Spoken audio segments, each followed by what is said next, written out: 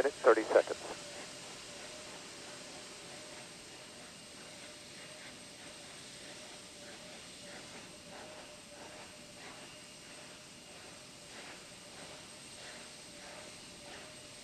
Sound suppression water system now being armed for release. Confirmation we have 3 main engines ready for ignition.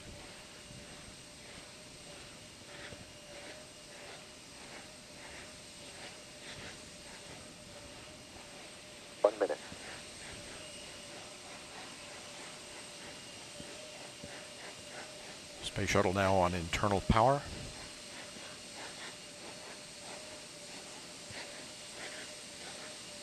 Liquid oxygen and liquid hydrogen fill and drain valves are closed.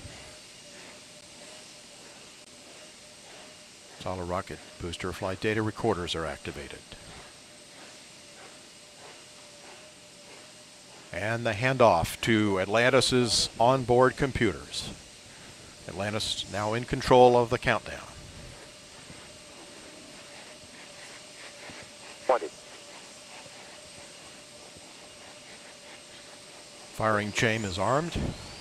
Sound suppression water system activated. T-minus 10, 9, 8, 7, 6, 5, 3, 2, 1, 0. And liftoff of Space Shuttle Atlantis on a mission to build, resupply, and to do research on the International Space Station. Houston now controlling. Atlantis begins its penultimate journey to shore up the International Space Station. Atlantis now in the proper alignment for its 8.5-minute ride to orbit. 4.5 million pounds of hardware and humans taking aim on the International outpost. 30 seconds into the flight. Atlantis almost 2 miles in altitude, almost 6 miles downrange from the Kennedy Space Center already, traveling 500 miles an hour. The 3 liquid fuel main engines now throttling back to 72% of rated performance, going into the bucket, reducing the stress on the shuttle as it breaks through the sound barrier. 55 seconds into the flight, all systems operating normally, 900 miles an hour. The speed of Atlantis right now, 6 miles in altitude, 9 miles downrange. Atlantis, go with throttle up. Copy, go with throttle up. The throttle up call acknowledged by Commander Charlie Hobaugh, joined on the flight deck by pilot Butch Wilmore, flight engineer Randy Bresnik, and Leland Melvin. Seated down on the middeck are Mike Foreman and Bobby Satcher, kicking off their work week with a Monday commute to orbit. 1 minute, 30 seconds into the flight. Atlantis 13 miles in altitude, 15 miles downrange, traveling almost 2,000 miles an hour.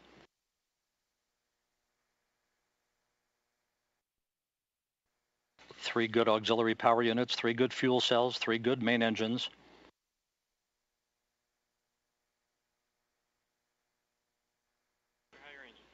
One minute, 50 seconds into the flight.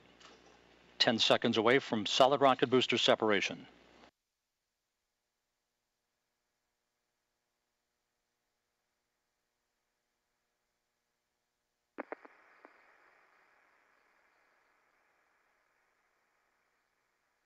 Booster officer confirms staging a good solid rocket booster separation. Guidance now converging. Atlantis steering into the center lane of Highway 129 en route to the International Space Station.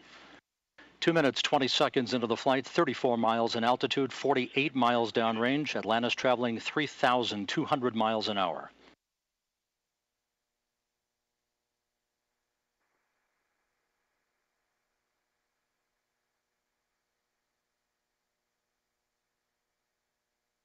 The propulsion officer in mission control reports that the orbital maneuvering system engines have ignited. Atlantis kicking on the afterburners.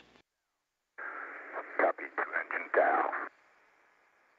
Atlantis flying on the singular power of its 3 liquid fuel main engines, draining about a half a ton of fuel per second from the large fuel tank. Coming up on the 3-minute mark into the flight, Atlantis 46 miles in altitude, 81 miles downrange, traveling almost 4,000 miles an hour. Atlantis speeding straight as an arrow toward its date with the International Space Station Wednesday morning.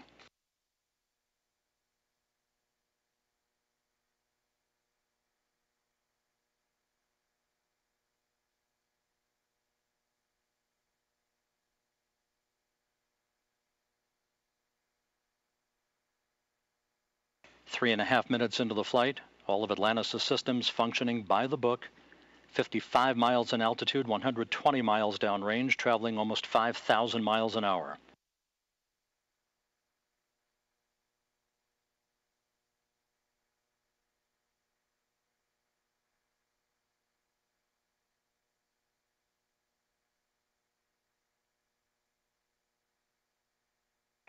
Atlantis, negative return. Atlantis copies, negative return.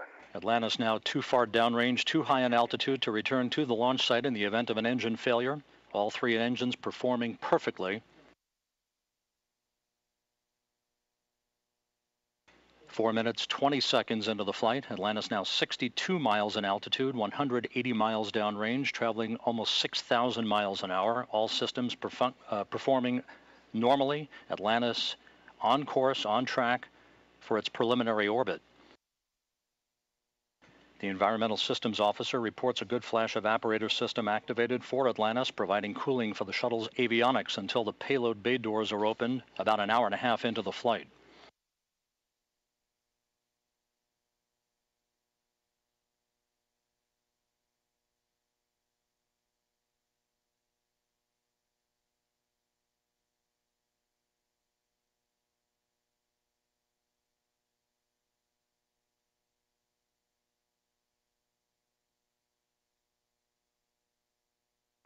Atlantis, press to ATO. Copy, press to ATO. That call up from Capcom Chris Ferguson indicating that Atlantis can now make minimal orbital altitude targets in the event of an engine failure. However, all three engines continue to perform normally, as do the auxiliary power units and the three power-producing fuel cells. 5.5 minutes into the flight, Atlantis now 67 miles in altitude, 312 miles downrange, traveling almost 8,000 miles an hour. Frankfurt, single engine, ops 3.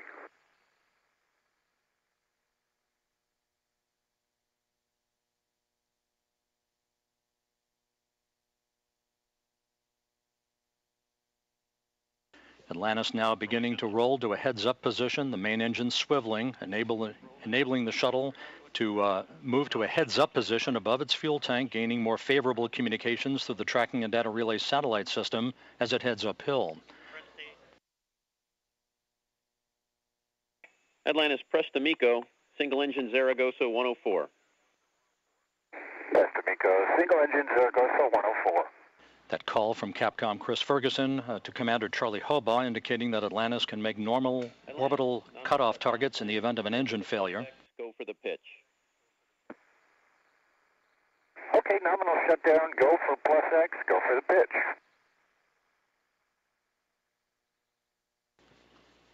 Now 6 minutes, 45 seconds into the flight. Atlantis 66 miles in altitude, almost 500 miles downrange from the Kennedy Space Center, traveling almost 11,000 miles an hour. 90 seconds left in powered flight. Atlantis, single engine press 104.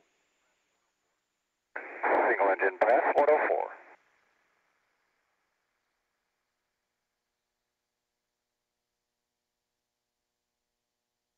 Coming up on the 7.5 minute mark into the flight, the main engines will once again be throttled down to limit the stress on the shuttle and its 6 crew members to that of 3 times the effect of gravity.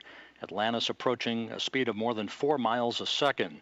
At the time of main engine cutoff, a minute from now, Atlantis will enter its preliminary orbit at a speed of 5 miles a second.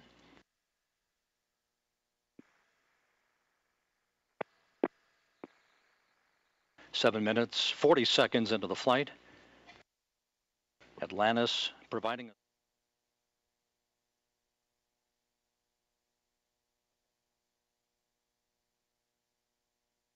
8 minutes, 10 seconds into the flight.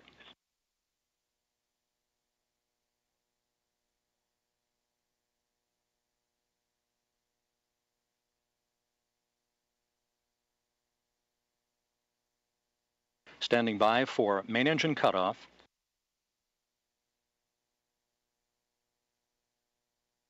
Main engine cutoff confirmed by the booster officer, standing by for external tank separation.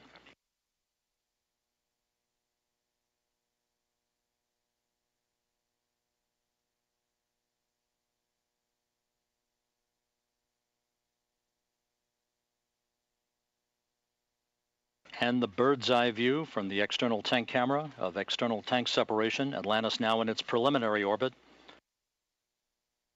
Commander Charlie Hobaugh will now maneuver Atlantis so that cameras embedded in the shuttle's umbilical well can perform photography of the discarded external fuel tank. And Mike Foreman and Leland Melvin are about to use digital still and video cameras to capture handheld imagery of the tank for downlink a few hours from now. A flawless climb to orbit for the shuttle Atlantis and its 6 crew members en route now to the International Space Station. MECO ohms 1 is not required.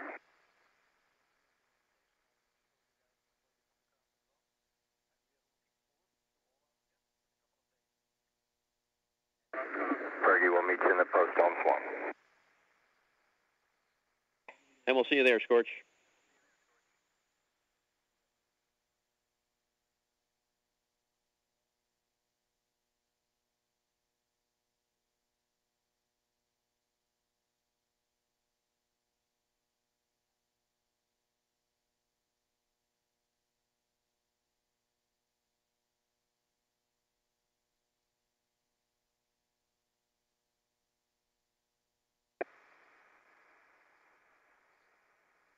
Hey, Fergie, for Tom. Go ahead.